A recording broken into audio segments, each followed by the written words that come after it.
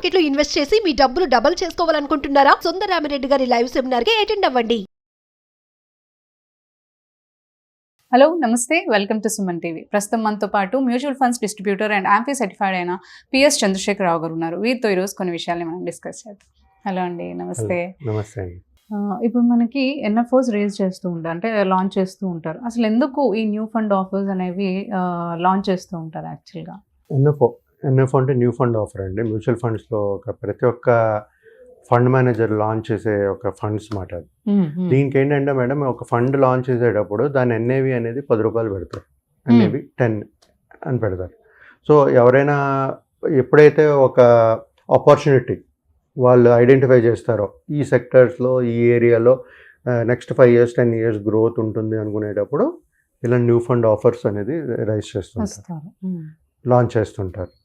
So జనరల్గా ఇప్పుడు చూసుకుంటే ఎనర్జీ ఫండ్ అని, తర్వాత ఇన్నోవేషన్ ఫండ్ అని, బిజినెస్ సైకిల్ ఫండ్ అని కొత్త కొత్త ఫండ్స్ వస్తూనే ఉంటాయి మేడం. అలాగే సో ఈ ప్రజెంట్ సినారియోలో ఏది బాగుంటుంది అనేది ఇలాంటి న్యూ ఫండ్ ఆఫర్స్ లాంచ్ చేస్తుంటారు, రైట్. ఎన్ఎఫ్ఓ అనేది లాంచ్ చేసేటప్పుడు మన ప్రతి ఒక్కరూ ఒక పీరియడ్ ఉంటుంది. ఈ డేట్ నుంచి ఒక 10 days 15 days విండో ఓపెన్ ఉంటుంది, ఓపెన్ ఎండెడ్ ఫండ్స్ అన్నీ. సో ఒకవేళ క్లోజ్ అయిన తర్వాత మళ్ళీ లాంచ్ అయిన తర్వాత కొనుక్కోవచ్చు. సో ఫస్ట్ కొనుక్కునేటప్పుడు 10 రూపాయలు ఉంటుంది. ఆ 10 రూపాయలు చొప్పున మనం ఎన్ఏవి అనేది 10 ఉంటుంది. 10 బట్టి మనం ఎన్ని యూనిట్స్ ఎంత కొంటావో దాన్ని బట్టి అన్ని యూనిట్స్ అనేది అలాట్ అవుతుంది. ఇక్కడ క్వశ్చన్ ఏంటంటే మేడం, న్యూ ఫండ్ లాంచ్ చేస్తున్నారు, దాని ఎన్ఏవి తక్కువ ఉంటుంది 10 రూపాయలు. అంటే అది కొనుక్కోవాలా? ఫర్ ఎగ్జాంపుల్ లార్జ్ క్యాప్ ఒకటి లాంచ్ చేశారు అనుకుందాం, రైట్. లార్జ్ క్యాప్ అంటే పెద్ద పెద్ద కంపెనీస్, ఫస్ట్ 100 కంపెనీస్. సో ఒక న్యూ ఫండ్ ఆఫర్ లాంచ్ చేశారు అనుకోండి. సో 10 రూపాయలకి దొరుకుతుంది కదా అని చెప్పి అది కొనుక్కోవాలా మనం? ఆలోచించండి. అంటే ఆల్రెడీ ఎగ్జిస్టింగ్ ఫండ్స్ దాని ఎన్ఏవీలు పెరిగి చాలా ఉన్నాయి. సో అంటే అవి అన్నీ పర్ఫామ్ చేయదా? ఆలోచించండి ఒకసారి. ఆలోచిస్తే మనం ఇప్పుడు నేను చెప్పాను కదా మేడం, ఎగ్జాంపుల్గా ఒక లార్జ్ క్యాప్ ఫండ్ మనం లాంచ్ చేసాము, 10 రూపాయలు లాంచ్ చేశారు అనుకోండి. New fund offer NAV 10 rupees.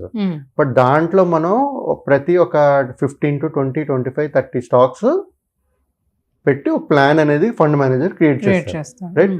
Large cap అనగానే ఫస్ట్ 100 స్టాక్స్ కదా.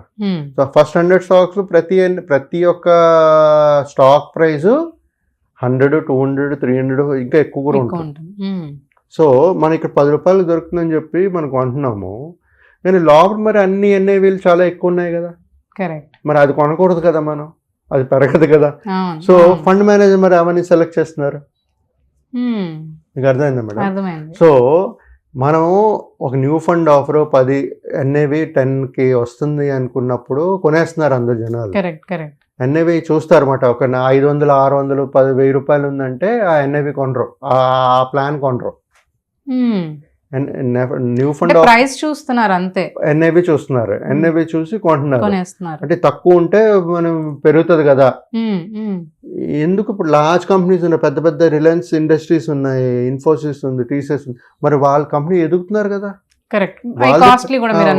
కాకపోతే మనకి అడ్వాంటేజ్ ఏంటంటే మ్యూచువల్ ఫండ్స్ లో ఒక 1000 రూపాయలు పెట్టి ఇన్వెస్ట్మెంట్ చేసేటప్పుడు స్టాక్స్ కొనలేకపోతాం.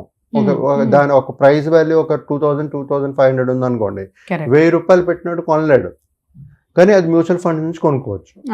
కానీ నేను ఇక్కడ చెప్పేది ఏంటంటే, న్యూ ఫండ్ ఆఫర్స్ 10 రూపాయలకి వస్తుంది కదా అని చెప్పి న్యూ ఫండ్ ఆఫర్లు కొనేయకూడదు. దానికి పొటెన్షియల్ ఉందా? ఇప్పుడు లార్జ్ క్యాప్ ఉంది, ఫ్లెక్సీ క్యాప్ ఉంది. ఇప్పుడు లార్జ్ క్యాప్ ఇప్పుడు లాంచ్ చేస్తే ఈ మార్కెట్ సినారియోలో అది పెరుగుతుందా లేదా అనేది చూడాలి మీరు. ఎన్ఏవి 10 రూపాయలు వస్తుంది, 100 రూపాయలు 200 వస్తుందని కాదు.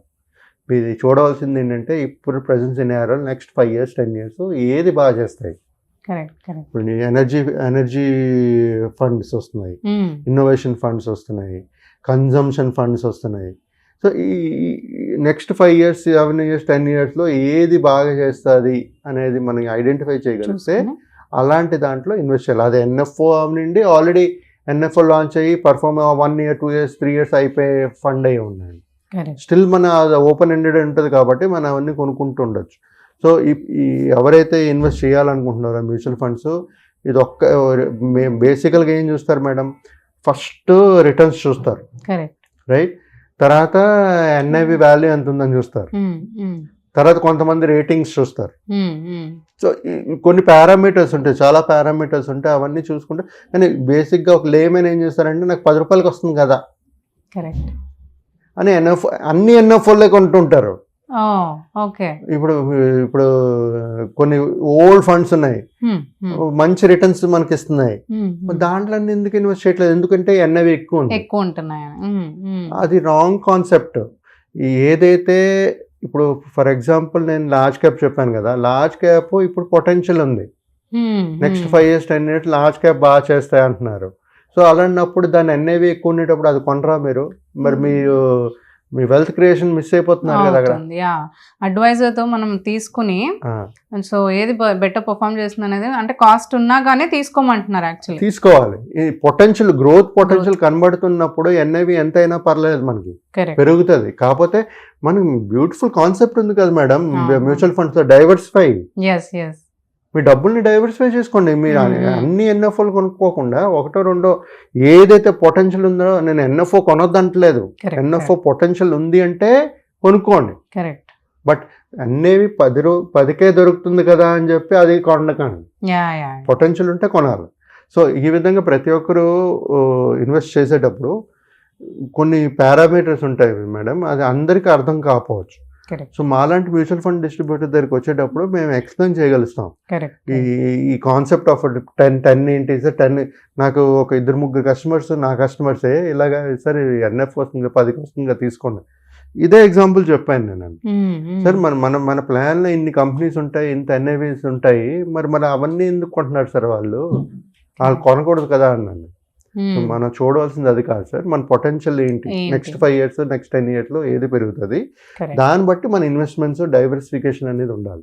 మీ రిస్క్ బట్టి ఎక్కడ పెట్టాలి ఏంటి అనేది కూడా చూసుకోవాలి. ఇప్పుడు న్యూ ఫండ్ ఆఫర్ ప్రతిదీ, ఇప్పుడు మ్యానుఫ్యాక్చరింగ్ ఉంది, మ్యానుఫ్యాక్చరింగ్ బాగా చేస్తుంది అని చెప్పారు, ఇప్పుడు మరి సరిగ్గా చేయట్లేదు, మార్కెట్ వాలటైల్గా ఉంది, బట్ ముందు చేస్తుందేమో చెప్పలేము మనం.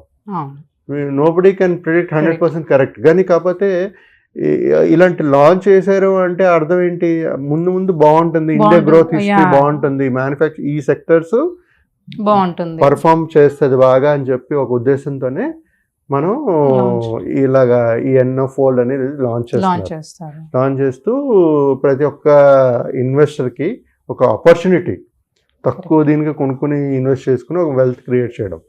బట్ నేను చెప్పినట్టుగా ఎన్ఐవీస్ ఒక్కటే పారామీటర్ అయి ఉండకూడదు.